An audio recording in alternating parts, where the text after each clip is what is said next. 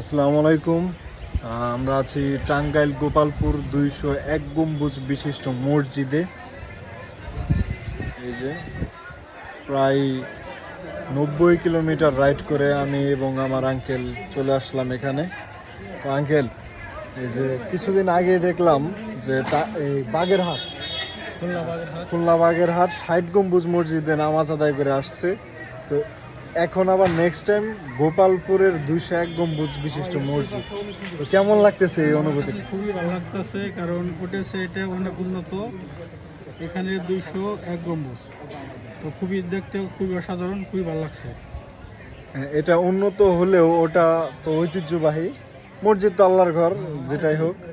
তবে মানে একের পর এক ট্যুর হইতেছে, এটা কিরকম? খুব ভালো লাগতেছে। ইনশাআল্লাহ নেক্সট টাইম আবার চিন্তা ভাবনা করবো যে অন্য কোথাও যাওয়ার জন্য। ওকে, যাই হোক, আমরা এখন